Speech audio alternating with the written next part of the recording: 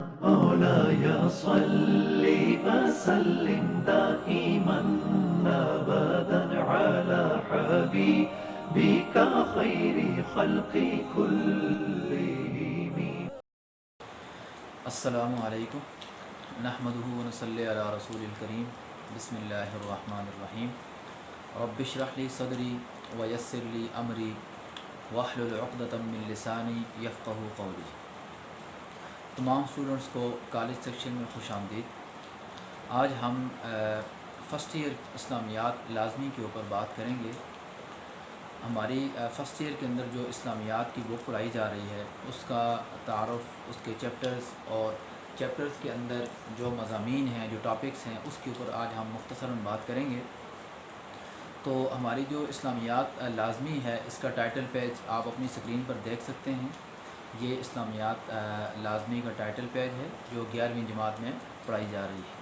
تو سب بچوں کے پاس یہ اسلامیات لازمی کی ٹیکسٹ بک موجود ہوگی. تو سب سے پہلے آپ اس کے جو فرسٹ پیج ہے اس پہ آ جائیں، اور اس میں آپ دیکھ رہے ہیں کہ 4 ابواب پر یہ مشتمل ہے. باب، جو ہم اردو میں چیپٹر کو باب کہا جاتا ہے. تو اسلامیات لازمی کے اندر 4 باب ہیں.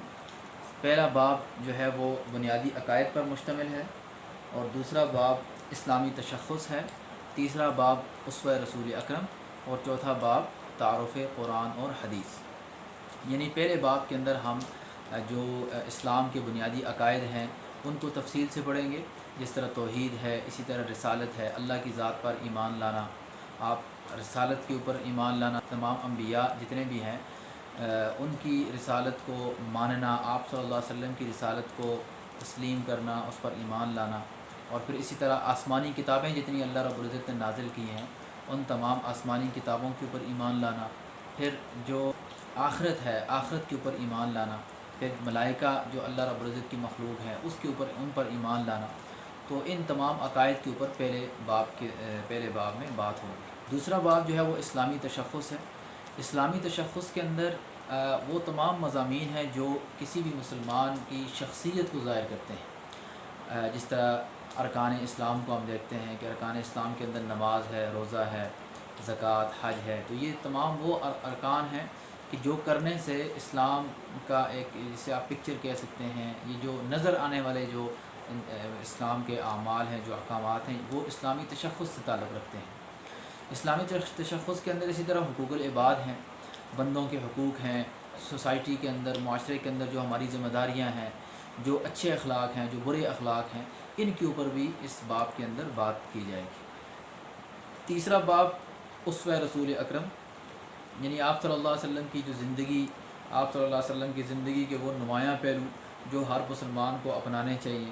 اس کی زندگی کے اندر یہ چیزیں آنی چاہیے. تو آپ صلی اللہ علیہ وسلم کی زندگی سے مثالیں دے کر اس باب کے اندر سمجھایا جائے گا کہ نبی صلی اللہ علیہ وسلم کی اخوت کیسی تھی، لوگوں کے ساتھ مساوات کیسا تھا، لوگوں کے ساتھ عدل و انصاف کا رویہ کیسا تھا، لوگوں کو ان کی غلطیوں کو معاف کرنا، ان کو ساتھ لے کر چلنا.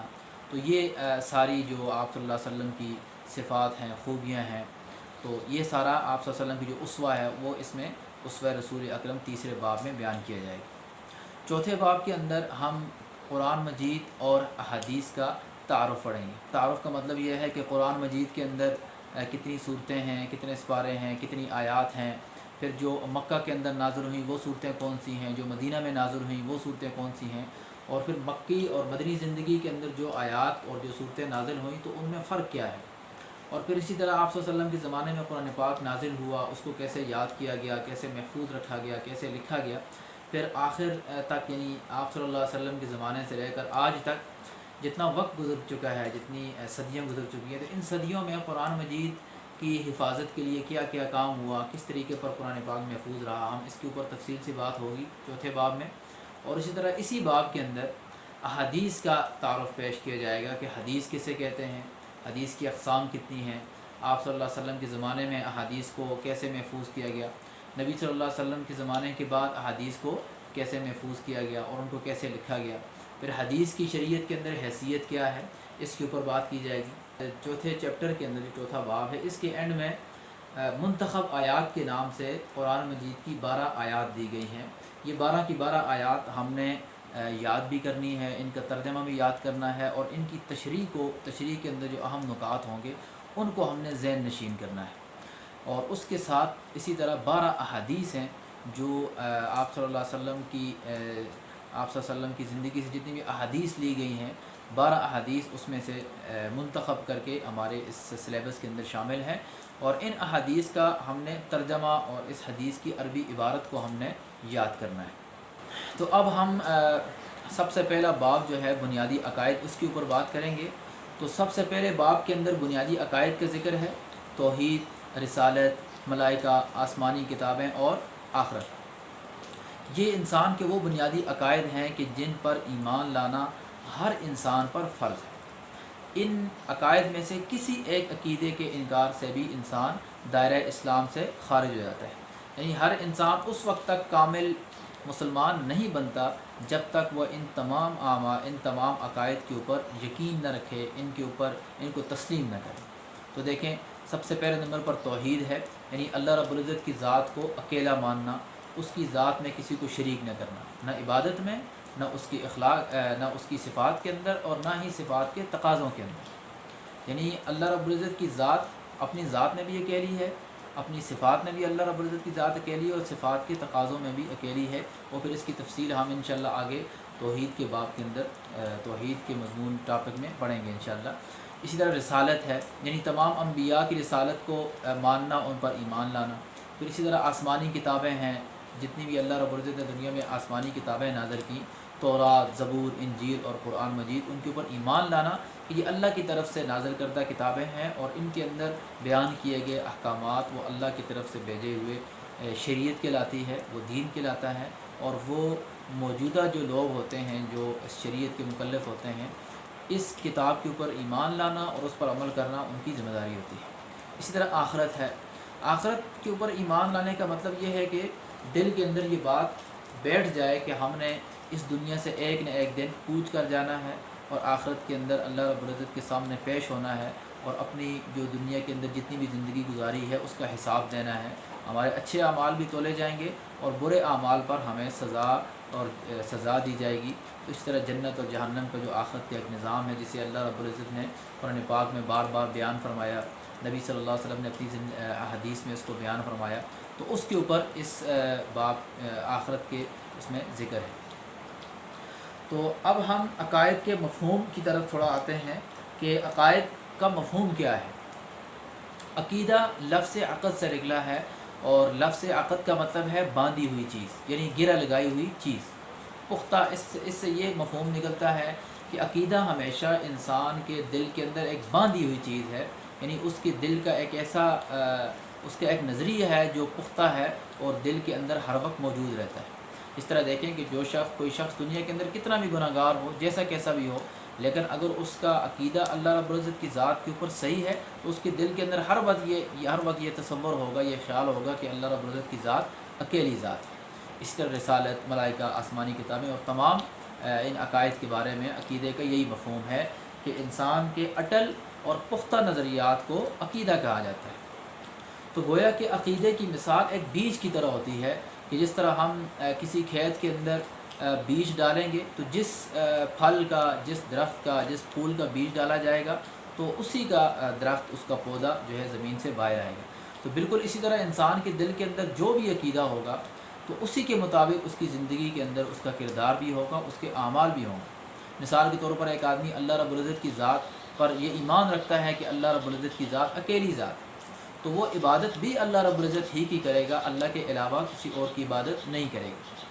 تو اسی طرح جس شخص کا عقیدہ اللہ رب العزت کی ذات پر نہیں ہے تو وہ اللہ کو چھوڑ کر بے شمار معبودوں کی عبادت کرے گا، بتوں کی پوجا کرے گا، اللہ کو چھوڑ کر کسی بھی چیز کی پوجا کرے گا۔ جس طرح ہم دنیا کے اندر دیکھتے ہیں کہ جو لوگ اللہ رب العزت کی ذات پر ایمان نہیں رکھتے وہ دنیا کی مختلف چیزوں کے سامنے وہ جھکتے ہیں، ان کو اپنا خدا مانتے ہیں۔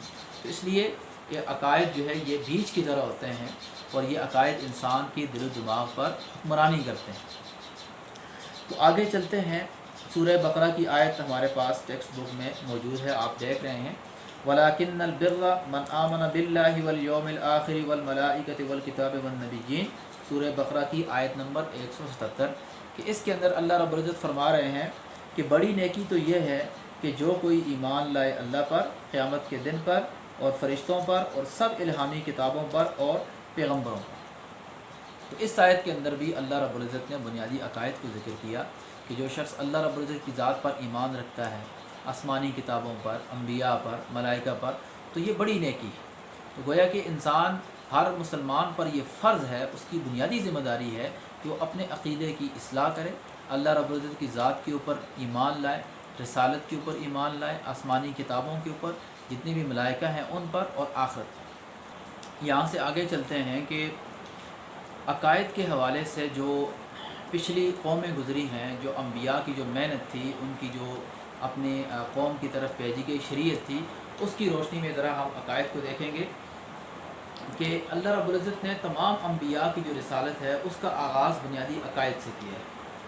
پچھلے جو انبیاء گزرے، اللہ رب العزت قرآن پاک میں ان کا ذکر کرتے ہیں۔ حضرت ابراہیم علیہ السلام کا ذکر قرآن پاک میں اللہ رب العزت کرتے ہوئے فرماتے ہیں کہ انہوں نے سب سے پہلے اپنے گھر میں اپنے والد کو دعوت دی، ان کے والد بت بنایا کرتے تھے، تو حضرت ابراہیم علیہ السلام نے اپنے والد سے کہا کہ یا ابت لا تعبد الشیطان ان الشیطان کان للرحمن عصیا، کہ اے میرے والد آپ شیطان کی عبادت نہ کریں، شیطان تو اللہ کا نافرمان ہے۔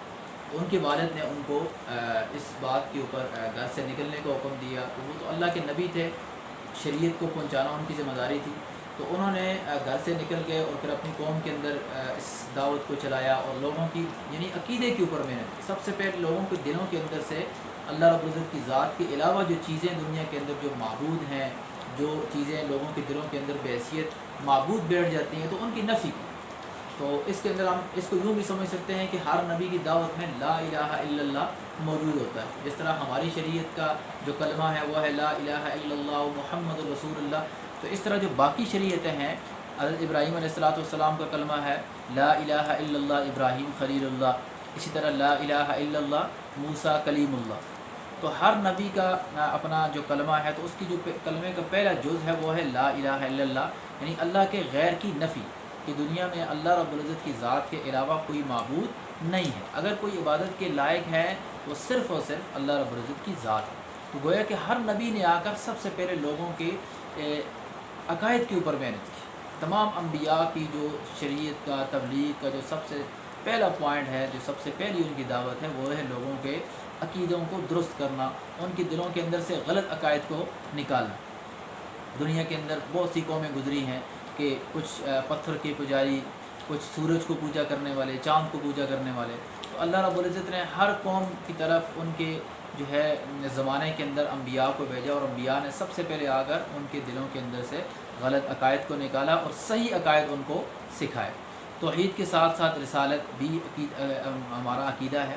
رسالت کا مطلب کیا ہے؟ رسالت کا مطلب یعنی کہ جو دنیا کے اندر اللہ رب العزت کا پیغام دنیا میں آتا ہے تو وہ اس کو رسالت کہا جاتا ہے، اس شریعت کو، اس دین کو رسالت کہتے ہیں۔ جو لے کر آنے والا اللہ رب العزت کا نمائندہ ہے، جو نبی ہے، اس کو رسول کہا جاتا ہے، ٹھیک ہے جی۔ تو پھر اسی طرح یعنی رسول کی شریعت کے اوپر ایمان لانا، تو ہم اس حیثیت سے رسالت کے اوپر ایمان رکھیں گے کہ جو ہمارے لیے جو احکامات ہیں وہ نبی صلی اللہ علیہ وسلم کی لائی ہوئی شریعت کے احکامات ہیں، ہم نے ان پر عمل کرنا ہے، ان کو فالو کرنا ہے۔ لیکن آپ صلی اللہ علیہ وسلم سے پہلے جو دنیا میں انبیاء گزرے ہیں، ان کے اوپر ہم نے اس طرح ایمان رکھنا ہے، اس طرح عقیدہ رکھنا ہے کہ وہ سارے اللہ کے بھیجے ہوئے انبیاء تھے، اللہ کے بھیجے ہوئے برگزیدہ بندے تھے، اور وہ اپنے وقت کے حق سچ نبی تھے۔ البتہ شریعت کون سی قابل عمل ہے؟ وہی شریعت قابل عمل ہے جو وقت کے نبی لے کر آئے، یعنی آپ صلی اللہ علیہ وسلم کی شریعت قیامت تک قابل عمل ہے۔ اس کے علاوہ کسی بھی نبی کی شریعت قابل عمل نہیں ہے، یعنی اس پر عمل نہیں کیا جائے گا، صرف ایمان رکھا جائے گا کہ یہ اللہ رب العزت کی طرف سے بھیجے ہوئے برگزیدہ بندے تھے اور یہ ان کی شریعت۔ آگے چلیں، آسمانی کتابیں۔ آسمانی کتابوں کے بارے میں عقیدہ اس اعتبار سے ہوگا کہ اللہ رب العزت نے جو قرآن پاک دنیا کے اندر نازل کیا، اس کے اوپر ایمان رکھنا کہ یہ اللہ رب العزت کی بھیجی ہوئی کتاب ہے، یہ حق سچ ہے، اس کے اوپر عمل کرنا ہر مسلمان کی بنیادی ذمہ داری ہے، اور بلکہ اس پر فرض ہے۔ اس کی تلاوت کرنا، اس کے احکامات کو سمجھنا، اس کی عزت اور احترام کرنا، اس کا ادب کرنا، یہ ہمارے عقیدے کا حصہ ہے۔ اس طرح جو باقی آسمانی کتابیں ہیں، زبور ہے، تورات ہے، انجیل ہے، ان کے اوپر بھی یہ ایمان رکھنا کہ وہ اللہ رب العزت کی نازل کرتا کتابیں ہیں، وہ سچ پر مشتمل ہیں، وہ بالکل برحق سچ ہیں۔ اگرچہ آپ صلی اللہ علیہ وسلم کی شریعت کے آنے کے بعد اللہ رب العزت نے پھر ان شریعتوں کو منسوخ کر دیا، لیکن یہ ایمان رکھنا ضروری ہے کہ وہ اللہ رب العزت کی نازل کردہ کتابیں ہیں۔ ملائکہ بھی ہمارے عقیدے کا حصہ ہے، یعنی جو اللہ رب العزت کی برگزیدہ بندے ہیں، مخلوق ہے ملائکہ، ان کی الگ الگ ذمہ داریاں ہیں۔ بارش کے فرشتے ہیں، اسی طرح کرامن کاتبین ہیں جو ہر انسان کے اعمال کو لکھتے ہیں۔ حضرت جبرائیل علیہ السلام وحی کے فرشتے ہیں۔ حضرت اسرافیل علیہ السلام قیامت کے دن سور پھونکیں گے، اور حضرت اسرائیل علیہ السلام لوگوں کی روحوں کو قبض کرتے ہیں، اور حضرت میکائیل علیہ السلام وہ بارش کا نظام، لوگوں کا رزق پہنچانا وغیرہ وغیرہ ان کی ذمہ داریوں میں آتا ہے۔ تو اسی طرح اس کے علاوہ بھی اللہ رب العزت کے ہزاروں کروڑوں بلکہ اربوں کی تعداد میں فرشتے ہوں گے، جن کی کوئی تعداد اس کو کوئی گن نہیں سکتا، کہ بے شمار فرشتے ہیں جو دنیا کے اندر مختلف ڈیوٹیز میں لگے ہوئے ہیں انسانوں کی حفاظت کے لیے۔ اس طرح ہم پڑھتے ہیں کہ جب کوئی آدمی اچھے اعمال کرتا ہے تو فرشتے اس کی حفاظت کرتے ہیں، اس کی گھر کی حفاظت کرتے ہیں۔ جب گھر سے کوئی آدمی دعا پڑھ کے نکلتا ہے تو فرشتے اس کی حفاظت میں لگ جاتے ہیں۔ تو ہمارا یہ عقیدہ ہے کہ یہ سارے جتنے بھی فرشتے ہیں، یہ ملائکہ ہیں، یہ اللہ رب العزت کی مخلوق ہے، اور اللہ رب العزت کی اتباع اور فرمانبرداری میں یہ شب و روز لگے ہوئے ہیں۔ اس کے علاوہ جو آخری ہمارا عقیدہ ہے آخرت کے اوپر عقیدہ اس حیثیت سے ہے کہ ہم نے اس بات کے اوپر ایمان لانا ہے کہ ایک نہ ایک دن اس دنیا میں ختم ہو جانا ہے، اور ہم نے اللہ رب العزت کی بارگاہ میں پیش ہونا ہے مرحلہ وار۔ یعنی پہلا مرحلہ انسان جب دنیا سے جائے گا تو قبر کے اندر اس سے منکر نکیر سوالات کریں گے، ٹھیک ہے، وہ ان سوالات کے جواب دے گا۔ پھر اپنے اعمال کے حساب سے اگر اس کے اعمال اچھے ہوں گے تو وہ قبر کے اندر اسی طرح کے اس کو حالات کا سامنا ہوگا، اگر اعمال برے ہوں گے تو اسی طرح کے سخت حالات کا اس کو سامنا ہوگا۔ یہ ہمارا عقیدہ ہے۔ پھر آخرت کے دن ہمارا یہ بھی عقیدہ ہے کہ جب انسان دنیا سے چلا جاتا ہے تو قیامت کے دن اللہ رب العزت کو قبر سے اٹھائیں گے، اپنے سامنے کھڑا کریں گے، اور پھر وہاں اس کے اعمال کو تولا جائے گا۔ تو جس کے جو بھی دنیا کے اندر جس آدمی نے جو بھی عمل کیا ہوگا وہ اس کو دیکھے گا، جیسا کہ سورہ زلزال کے اندر اللہ رب العزت فرماتے ہیں فَمَن يَعْمَلْ مِثْقَالَ ذَرَّةٍ خَيْرًا يَرَهُ، کہ جس نے ذرہ برابر بھی دنیا کے اندر نیکی کی ہے، خیر کی ہے، تو وہ قیامت کے دن اسے دیکھ لے گا، اس کو پا لے گا، اس کا بدلہ اسے مل جائے گا۔ وَمَن يَعْمَلْ مِثْقَالَ ذَرَّةٍ شَرًّا يَرَهُ، اور جس نے دنیا کے اندر ایک ذرہ برابر بھی برائی کی ہے، کوئی برا عمل کیا ہے، تو وہ بھی محفوظ ہے، اور قیامت کے دن اس کو بدلہ دیا جائے گا۔ تو یہ ہمارے بنیادی عقائد ہیں کہ جن کے اوپر ایمان لانا ہر مسلمان کی ذمہ داری ہے، اور انہی عقائد کی بنیاد پر ہر انسان دنیا کے اندر اعمال بھی کرتا ہے۔ جس کا عقیدہ جتنا پختہ ہوگا اس کا اتنا ہی ایمان ہوگا، وہ اسی حساب سے اللہ رب العزت کے قریب ہوگا، ٹھیک ہے۔ اللہ رب العزت کی ذات کے اوپر جس کا ایمان پختہ ہوگا تو اس کے دل کے اندر سے دنیا کے خوف نکل جائیں گے، ٹھیک ہے، وہ اللہ رب العزت ہی کی عبادت کرے گا، اللہ رب العزت کی ذات کے ساتھ اس کا ایک تعلق بن جائے گا۔ جب انسان کا اللہ کی ذات کے ساتھ تعلق بن جاتا ہے تو دنیا کے نقشے، دنیا کی پریشانیاں، دنیا کی عارضی جو ہے نا صحت، بیماریاں، یہ چیزیں اس پر اثر انداز نہیں ہوتی، وہ بلکہ اپنے کام سے کام رکھتا ہے، اور اللہ رب العزت اس کی ہر کام کے اندر مدد فرماتی ہے۔ اس طرح رسالت کے اوپر جس آدمی کا پختہ عقیدہ ہوگا تو وہ اپنے رسول کی باتوں کو اپنائے گا، سنت زندگی کو اپنائے گا، اپنے اٹھنے بیٹھنے میں، گھر کی زندگی میں، گھر سے باہر کی زندگی میں، اپنی عبادات کے اندر، اپنے معاملات کے اندر، تو ہر چیز کے اندر وہ رسالت آپ صلی اللہ علیہ وسلم کی زندگی کو، آپ کی لائی ہوئی شریعت کو اپنانے کی کوشش کرے گا۔ اسی طرح جو ہے ملائکہ ہیں، ملائکہ کے بارے میں جس کا عقیدہ ہوگا کہ وہ اللہ کی مخلوق ہے تو وہ پھر اعمال کرے گا، تو دنیا کے اندر اس کو یقین ہوگا، اس کو ہر وقت ذہن میں یہ بات بیٹھی ہوئی ہوگی کہ میں جو بھی کر رہا ہوں، جو بھی بول رہا ہوں، جو بھی میں کام کر رہا ہوں تو وہ فرشتے لکھ رہے ہیں، اس کو محفوظ کر رہے ہیں۔ تو جب بارش ہوگی تو اس کو یہ عقیدہ ہوگا کہ اللہ رب العزت کے فرشتے اس ڈیوٹی کے اوپر لگے ہوئے ہیں۔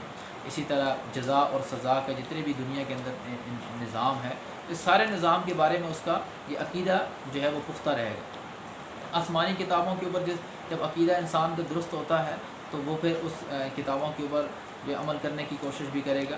اب ہماری جو آخری آسمانی کتاب قرآن مجید ہے، تو جس کا جتنا اچھا عقیدہ ہوگا، اس پر پختہ عقید ہوگا، تو وہ اس کی شب و روز تلاوت بھی کرے گا، اس کے احکامات کو سمجھنے کی کوشش بھی کرے گا، اور اس پر عمل کرنے کی بھی کوشش کرے گا۔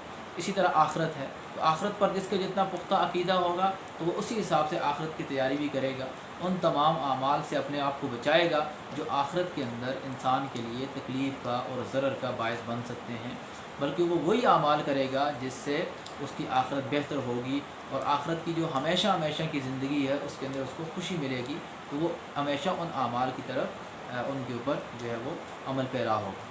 تو یہ ہمارا سب سے پہلا باب ہے بنیادی عقائد، یہ اس کا مختصر تعارف آج ہم نے پڑھ لیا ہے۔ آگے پھر ہم ہر ٹاپک کے اوپر توحید، رسالت، ملائکہ، اس کو الگ الگ پڑھیں گے انشاءاللہ، اس پر تفصیل سے بات کریں گے، اس کی اقسام کو بھی سمجھیں گے اور اس کے اندر قرآن مجید کی آیات اور احادیث کو بھی سمجھیں گے۔